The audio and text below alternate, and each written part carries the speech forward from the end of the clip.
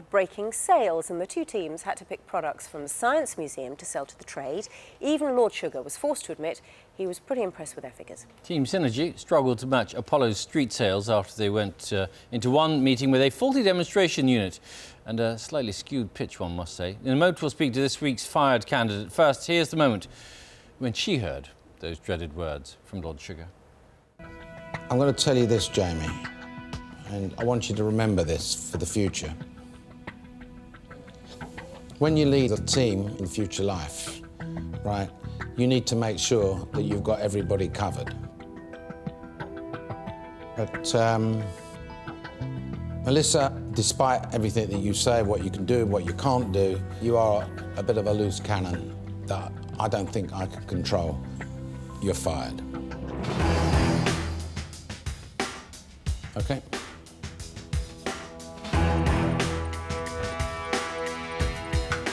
Well done, ganging up on me. Horrible people.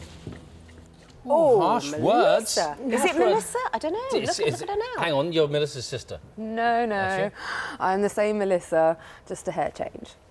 Oh, you look very different. Yeah. Right, hang on, what was the words you said when you were walking out the door? Horrible people? I believe it was something to that effect, yeah. You know. Is that really appropriate boardroom language? I mean, you know, it's a bit of a bear pit in there, but that's what you expect, isn't it? Definitely. I think, you know, as I said yesterday, I felt sort of under personal attack in that moment, and I think we're all human and we can react in that moment defensively when you feel attacked.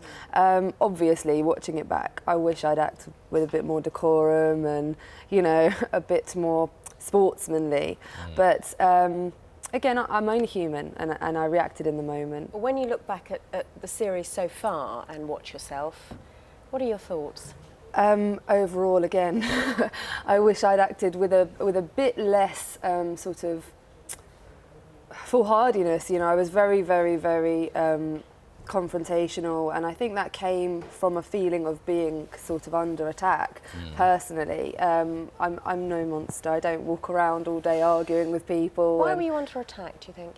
No, I felt within the competition at that moment that I was being ganged up on by the other contestants, and you know, there wasn't a team feeling or team spirit. I thought that those two particular contestants at that time had sort of taken umbrage with me. Here's what did for you though. It was that department store pitch, wasn't it? It didn't go down too well. Here we go.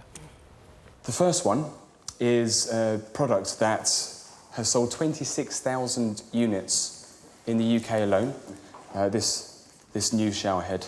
We don't sell shower heads. No, we don't so sell showers. It's not necessarily in keeping with the rest of the offer we have.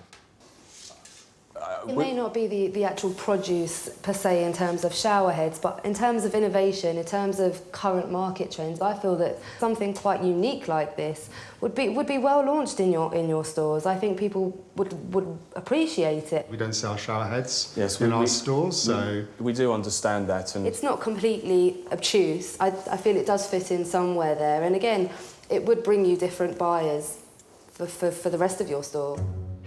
But Melissa, she never listens. She just talks and talks and talks. And actually, when you're in a pitch, if you don't listen to what the customer says, all you end up doing is winding them up. They don't sell spades either, do they? No, obviously it's a lesson learned, and you have to learn from experience. And my approach sometimes, obviously now tempered, but can be show them why they need it in every single way. And, you know, their response was, we do not sell them.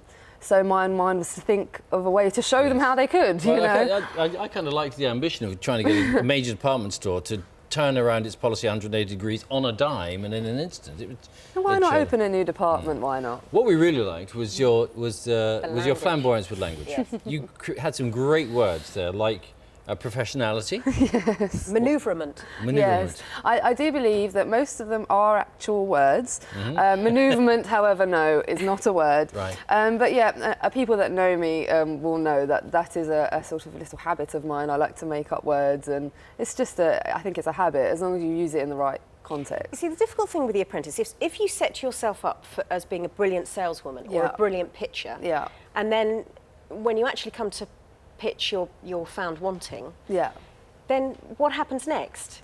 I think in a competitive environment, you're going to, if you're a confident person and you're confident in your skill level, you are going to express it.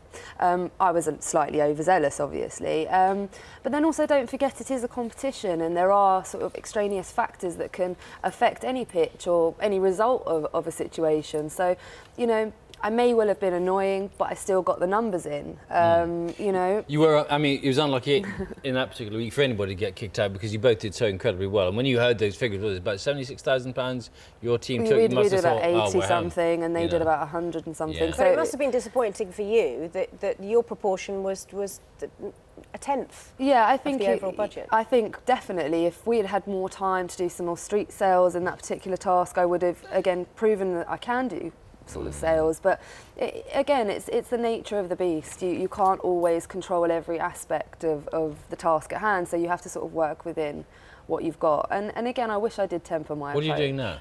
I run 2 companies currently. I'm launching a company called Life and Tile Limited. We spray higher resolution images onto tile, creating like 3D rooms. So effectively you can walk into your bathroom and have dolphins coming out at you or whatever you like. It's bespoke. And then I'm actually a consultant on the other half of my career now, so I've definitely learned to mediate. Not selling ice to the Eskimos yet. I don't think they need it. I think they're fine with ice. All right, Melissa, thank you Thanks very much. Thank you for having me. Thank you. Good to see you. Thank you. Thank you.